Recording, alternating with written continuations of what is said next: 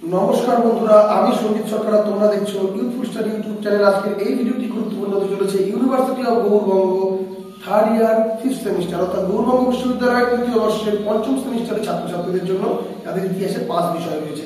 তো আজকে ইতিহাস পাসের আমরা সেকেন্ড পেপার অর্থাৎ ডিএসসি 1B এই পার্ট অর্থাৎ history of India 1857 AD 1947 AD এই পার্টগুলো সাজেশন দেব। ইতিমধ্যেই কিন্তু আমি ডিএসসি 1A যে পার্টটি তোমাদের রয়েছে তার কিন্তু সাজেশন দিয়ে দিয়েছি 1556 AD to 1760 AD। যারা যারা সেই ভিডিও দেখোনি আমি ডেসক্রিপশন বক্সে লিংক দিয়ে দিচ্ছি, অবশ্যই তোমরা দেখে নিও। এবং যে সমস্ত বন্ধু বান্ধব তোমাদের এই পার্টটি রয়েছে তাদেরকে অবশ্যই এই চ্যানেলের লিঙ্কটি শেয়ার করে দেবে। ওকে, আজকে কিন্তু পেপারটা history of India 1857 AD to 1947 AD DSC 1B এই পার্টটা সচরাচর কিন্তু অনেকে নেয় না, খুব কম সংখ্যক ছাত্রছাত্রী কিন্তু এই পার্টটা নেয়।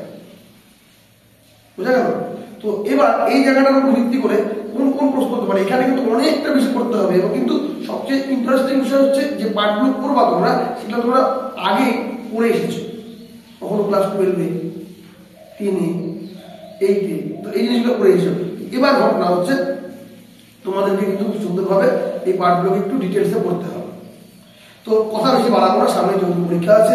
তো প্রথম যে পার্ট রয়েছে আমাদের ফুল মার্কস 32 টাইম 2 আওয়ার্স বিভাগ পয়েন্ট যে প্রশ্নগুলো অর্থাৎ ক্যাটাগরি 1 যেটা 12 মার্কসের প্রশ্ন, যেখানে 4টি প্রশ্ন থাকে 2টি প্রশ্ন উত্তর দিতে হয়।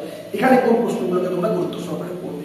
প্রথম যে প্রশ্নটি এবছরের জন্য গুরুত্বপূর্ণ হয়ে আছে সেটি হচ্ছে 12 নম্বরের 1857 সালের মহাবিদ্রোহের কারণ ও প্রকৃতি আলোচনা করো। অর্থাৎ মহাবিদ্রোহ কেন্দ্রিক যে প্রশ্নগুলো আছে, কারণ, প্রকৃতি, ব্যর্থতা কারণ বা পণ্ডিতদের মধ্যে যে বিতর্ক রয়েছে, হ্যাঁ, এবং এই টাইমকালে 1857 মহাবিদ্রোহ যে পরবর্তীকালে যে কৃষক আন্দোলন হয়েছিল এই পাঠটাকে একবারে করার কথা দেখে নেবে।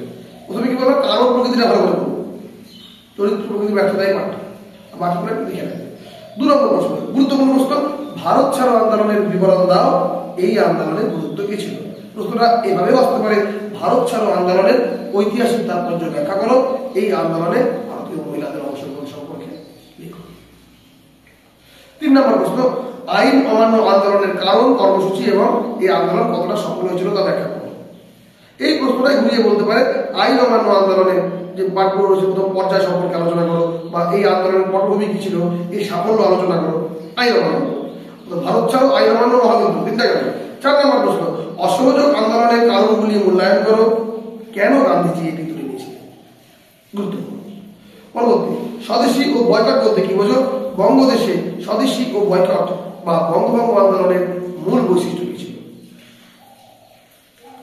এবার যে প্রশ্নটা খুব গুরুত্বপূর্ণ, স্বাধীনতা পরবর্তীকালে দেশীয় রাজ্যগুলির সংযুক্তিকরণে সর্দার বল্লভভাই প্যাটেলের ভূমিকা কি ছিল? বল্লভভাই প্যাটেলের ভূমিকা খুব গুরুত্বপূর্ণ প্রশ্ন।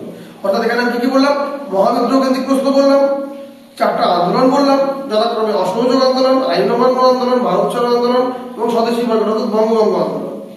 আর কি বললাম, দেশীয় রাজ্যের সংযুক্তিকরণে সর্দার বল্লভভাই প্যাটেলের ভূমিকা। এবার পরবর্তী, ভারতবর্ষের স্বাধীনতার পর অভিপ্রায়ণ সমস্যা আলোচনা করো। আলিগড় আন্দোলনের প্রকৃতি নিয়ে আলোচনা করো। পরবর্তী প্রশ্ন, ভারত জাতীয় কংগ্রেসের উৎপত্তি নিয়ে আলোচনা করো। এই প্রশ্নটা মোটামুটি একটু বিরূপলে আসে। 1947 সালের ভারত বিভাজনের উপর আলোচনা করো। ভারতের পিস মিশন কি, কেন পাঠানো হয়েছিল, এই বিষয়ে ব্যর্থতা কারণ। তো এই প্রশ্নগুলো খুবই গুরুত্বপূর্ণ। এরই পাশাপাশি কিছু এক্সট্রা পার্ট রয়েছে যেগুলো আমি জাস্ট লিখে রেখেছি, তোমরা যদি পারো অবশ্যই দেখে যাবে। সেটা হচ্ছে আদর্শগত পটভূমি, কিভাবে উগ্র জাতীয়তাবাদ গ্রহণ করেছিল, এই 19বিংশ শতকে চরমপন্থার উত্থান, ভারতের রাজনীতি চরমপন্থার উত্থান বা ভারতের উগ্র জাতীয়তাবাদের উন্মেষের 3টি কারণ, এই পার্টটা জাতীয়তাবাদ এবং চরমপন্থার যে উত্থান, এই পার্টটা। আর কি আছে, ভারতবর্ষের মুসলিম লীগ গঠনের কারণগুলি ব্যাখ্যা করো। ব্রিটিশদের ভাগ ও শাসন কর নীতি এক্ষেত্রে কতখানি ভূমিকা গ্রহণ করে। 1922 থেকে 1944 সাল পর্যন্ত ভারতের মুসলিম রাজনীতি সম্পর্কে আলোচনা করো। এবং 1919 খ্রিস্টাব্দে পর্যন্ত মুসলিম রাজনীতির বিকাশ ও প্রকৃতি আলোচনা করো। আলিগড় আন্দোলনের প্রকৃতি, এই যে পার্টগুলো, মুসলিম যে ইতিহাসটা রয়েছে আমাদের ভারতবর্ষে 1922 থেকে 1944 যে পিরিয়ড এবং 1919 কিরকম ছিল অবস্থা, এর প্রকৃতি কি ছিল, এই পার্টটা। এখানে তো আমি তোমাদের যে কটি প্রশ্ন বললাম, এই কটি প্রশ্ন 12-14টি প্রশ্ন ভালো করে পড়বে। তার ভিতরে যেগুলো গুরুত্বপূর্ণ বললাম সেটাকে অবশ্যই গুরুত্ব সহকারে দেখবে। আমি অবশ্যই ভিডিও শেষে তোমাদের কিন্তু প্রশ্নের লিস্ট করে দিব এবং সেখানে স্টার মার্ক করে দিব। তোমরা সেই ভিডিওটি এবং সেই প্রশ্নগুলোকে দেখে নিয়ে যে প্রশ্নগুলো গুরুত্ব সহকারে করতে হবে তোমাদের সেগুলো অবশ্যই করে নেবে, বাকিগুলো দেখে নেবে। চলে আসি আমরা বিভাগ ক্ষয়ের প্রশ্নপত্রে।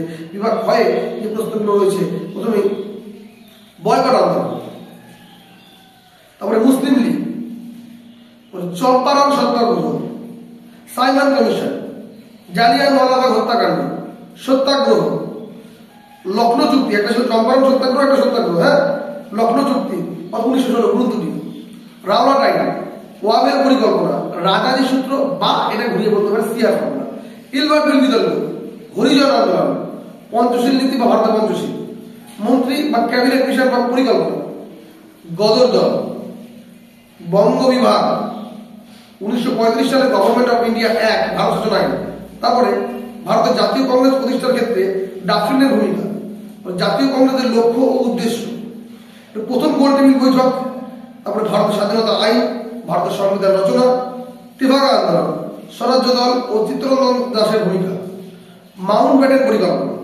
নারী মুক্তি আন্দোলনে বিদ্যাসাগর, কংগ্রেস কেন ভারত বিভাজন মেনে নিয়েছিল, খিলাফত আন্দোলন, 20 শতকে ভারতের কৃষক আন্দোলনের অগ্রগতি, দ্বিজাতি তত্ত্ব, ত্রিপুরী অধিবেশন, মন্টেগু তিরস্পুর আইন, মরলেমিন্ট সংস্কার আইন, আইএনএ, আজাদ হিন্দ ফৌজ নেতাজি। এবার তোমরা বলতে পারো স্যার বিভাগ ক্ষয়ে অর্থাৎ এতগুলো 4 নম্বরের প্রশ্ন আপনি দিলেন, সামনে পরীক্ষা কি করে করবো? দেখো বিভাগ ক্ষয়ের 4 নম্বরের যে মানে এইটুকু দিয়েছি, এরপরেও হয়, তবে আমি যে প্রশ্ন তোমাদের সামনে তুলে ধরবো সেখানে যে লাল কালিতে স্টার মার্ক করা থাকবে সেই প্রশ্নগুলোকে অবশ্যই তোমরা গুরুত্ব সহকারে দেখবে, তাহলে দেখবে তোমাদের কিন্তু কোনো রকম অসুবিধা হবে না। বুঝতে পেরেছো? আর একটা কথা মাথায় রাখবে, এই জায়গা থেকে মানে 4 নম্বরে সাজেশন করা খুবই মুশকিল। 4 নম্বরের প্রশ্ন হচ্ছে কমন পাবে এরকম গ্যারান্টি কিন্তু দেওয়া যাবে না। 12 নম্বরের প্রশ্ন যেটা করছো মানে এই পেপারটা যারা যারা চয়েস করেছো তাদের ক্ষেত্রে কিন্তু কি বলতো অনেকটা পড়তে হবে, কিন্তু মুঘল পাঠে একটু কম পড়তে হবে। তো যারা যারা নিয়েছো তাদের সুবিধার্থে আমি এটা করালাম, অনেকেই পেপার করার না, আমি তোমাদের সুবিধার্থে অনেকে পরীক্ষা দেবে এই পেপারের উপরে তাই আমি সাজেশনটা দিলাম। যে যে প্রশ্নগুলো বললাম সেটা গুরুত্ব সহকারে কিন্তু অবশ্যই তোমরা দেখে নেবে। ওকে, তো বন্ধুরা তোমরা তোমাদের পরীক্ষার প্রশ্নপত্রের প্রথমেই যে অংশটিকে দেখতে পাবে সেটা হচ্ছে UG 5th semester examination 2024 history, paper code DSE 1B, CBCS, history of India 1857 AD to 1947 AD, full marks 32, time 2 hours। এবার তোমরা প্রশ্নগুলো দেখে নাও, তোমরা চাইলে স্ক্রিনশটও নিয়ে নিতে পারো। তো বন্ধুরা তোমাদের প্রথমেই বিভাগ ক লেখা থাকবে, যে কোনো 2টি প্রশ্নের উত্তর দাও, 500 শব্দের মধ্যে, 12 দুগুণে 24 নম্বর থাকবে, 4টি প্রশ্ন থাকবে, তোমাদের পছন্দ মতো 2টি প্রশ্নের উত্তর করতে হবে।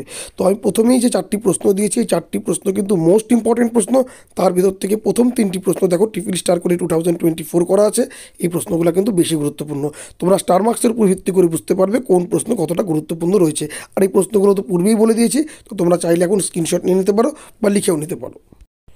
এর পরবর্তী প্রশ্ন রয়েছে মহাবিদ্রোহের উপর ভিত্তি করে কিন্তু প্রশ্ন আসতে পারে, মহাবিদ্রোহের কারণ, চরিত্র, প্রকৃতি, ব্যর্থতার কারণ, বা যেটা বিদ্রোহদের মানে পণ্ডিতদের এবং ইতিহাসবিদদের মধ্যে যে মতভেদ রয়েছে, এবং 1857 খ্রিস্টাব্দ বা সিপাহী বিদ্রোহের পরবর্তীকালে যে কৃষক আন্দোলনগুলো সংগঠিত হয়েছিল এই পার্টটার উপরে মানে 1857 খ্রিস্টাব্দ মহাবিদ্রোহ কোন দিক টপিকটা তোমরা ভালো করে পড়বে। এছাড়াও আইন অমান্য আন্দোলনটাকে ভালো করে দেখবে এবং প্রশ্নটা কতভাবে ঘুরিয়ে আসতে পারে সেই দিকটা কিন্তু আমি অথবার মাধ্যমে বুঝিয়ে দিয়েছি, তোমরা অবশ্যই দেখে নেবে। এর পরবর্তী 7 নম্বর থেকে যে প্রশ্নগুলো রয়েছে যেগুলো ডাবল স্টার করা রয়েছে সেই প্রশ্নগুলো কিন্তু গুরুত্বপূর্ণ রয়েছে। আর 10 নম্বর প্রশ্নটাকে ভালো মতো লক্ষ্য করো, এটা সম্পূর্ণ মুসলিম রাজনীতিকে নিয়ে, আলিগড় আন্দোলনকে নিয়ে, বিশেষ করে সৈয়দ আহমদ খান, মুসলিম লীগ কীভাবে গঠন হলো, ভাগ এবং শাসননীতি কীভাবে আসলো, এই মুসলিম নীতির উপরে যে পার্টটি রয়েছে এই পার্টটিও কিন্তু ভালোভাবে তোমরা লক্ষ্য করে যাবে। যদিও এটাতে কিন্তু আমি স্টার মার্কস দিইনি, শুধুমাত্র আলিগড় আন্দোলন ছাড়া। এখানে অথবা যে প্রশ্নগুলো রয়েছে একটু ভিন্ন ভিন্ন টাইপের উত্তর হবে, তোমরা এই পুরো টপিকটাকে অবশ্যই দেখে নেবে। আর সর্বশেষে লাস্ট 2টি প্রশ্ন দিয়েছি, তার ভিতরে 12 নম্বর প্রশ্নটা কিন্তু বিভিন্ন রকমভাবে ঘুরিয়ে আসতে পারে, তো সেটা ভালো করে লক্ষ্য রাখবে। আর ক্রিস্প মিশন কিন্তু অবশ্যই 4 নম্বরেও আসতে পারে। তো এই তোমাদের 12টি প্রশ্ন আমি দিলাম, এই প্রশ্নগুলোর ভিতরে যেগুলো বেশি গুরুত্বপূর্ণ তাদের ট্রিপল স্টার করে 2024 করা আছে, তারপরে ট্রিপল স্টার, তারপরে ডাবল স্টার করা আছে। আরও অনেক প্রশ্ন হয়, কিন্তু যে কটা আমার গুরুত্বের নিরিখে বেশি এগিয়ে আছে মনে হলো 2024-এর পরীক্ষার জন্য, সেই প্রশ্নগুলোই আমি জাস্ট তুলে ধরলাম। ওকে, এরপর তোমাদের বিভাগ খ, এখানেও কিন্তু যে কোনো দুটি প্রশ্নের উত্তর দিতে হবে 100 শব্দের মধ্যে। 4 দুগুণে 8 নম্বর 4টি প্রশ্ন থাকবে, তোমাদের পছন্দ মতো দুটি প্রশ্নের উত্তর করতে হবে। তো এখানেও আমি যে প্রশ্নগুলো দিচ্ছি তাতে কিন্তু স্টার মার্কস করে দিচ্ছি, কোনোটা triple star, double star, 1 star. তো তোমরা স্টার মার্কসের উপর ভিত্তি করে বুঝতেই পারতেছো যে কত টাইপের প্রশ্ন হতে পারে। 4 নম্বরের অগন্তি প্রশ্ন হতে পারে। 4 নম্বরের প্রশ্ন কমন আসবে এরকম গ্যারেন্টি কিন্তু দেওয়া যাবে না, কিন্তু যে সমস্ত প্রশ্নগুলো এগিয়ে রয়েছে সেই সমস্ত প্রশ্নগুলো আমি দিয়ে দিয়েছি এবং স্টার মার্কসের উপর ভিত্তি করে তোমরা বুঝতে পারবে কোন প্রশ্নটা কতটা বেশি গুরুত্বপূর্ণ রয়েছে। এই প্রশ্নগুলো কিন্তু যারা মডার্ন ইন্ডিয়া নিয়েছো তাদের কিন্তু তৈরি করতেই হবে। আরও কিছু প্রশ্ন আছে, তোমরা দেখে নাও। দেখো বন্ধুরা, এই যে পরবর্তী যে 4 নম্বরের প্রশ্নগুলো রয়েছে সেগুলো আমি তোমাদের সামনে তুলে ধরলাম। তো এই হচ্ছে তোমাদের সমগ্র সাজেশন। এই প্রশ্নগুলোতে কিন্তু স্টার মার্কস করা নেই, কিন্তু প্রশ্নগুলো গুরুত্বপূর্ণ রয়েছে, কারণ মডার্ন ইন্ডিয়াতে কিন্তু 4 নম্বরে অনেক রকম প্রশ্ন হতে পারে। বেশ কিছু ক্যারেক্টার রয়েছে, রাজা রামমোহন রায়, বিদ্যাসাগর, স্বামী বিবেকানন্দ, সূর্য সেন, অনেক ক্যারেক্টার রয়েছে। তো অত প্রশ্ন আমি দিলাম না, যে কটা প্রশ্ন গুরুত্বের দিকে এগিয়ে রয়েছে। তোমাদের মনে হতে পারে যে স্যার এতগুলো 4 নম্বর দিয়ে দিলেন পরীক্ষার সামনে, কিন্তু কিছু করার নেই, মডার্ন ইন্ডিয়াতে এতগুলো প্রশ্ন পড়তে হবে। কিন্তু তবুও আমি তোমাদের সুবিধার্থে কিন্তু স্টার মার্ক করে দিয়েছি, স্টার মার্কসের উপর ভিত্তি করে বুঝতে পারবে কোনটা গুরুত্বপূর্ণ বেশি রয়েছে। তো এই ছিল তোমাদের মূল সাজেশন। তো ভিডিওটি ভালো লেগে থাকলে অবশ্যই লাইক করবে, কমেন্ট করে তোমরা তোমাদের মতামত জানাবে, বন্ধুদের মধ্যে শেয়ার করবে। আর চ্যানেলে প্রথম হয়ে থাকলে অবশ্যই সাবস্ক্রাইব করে পাশে দেওয়া নোটিফিকেশন বেল আইকনটি ক্লিক করে রাখবে পরবর্তী আপডেট পাওয়ার জন্য। এতক্ষণ আমার সঙ্গে থাকার জন্য তোমাদের সকলকে অসংখ্য ধন্যবাদ।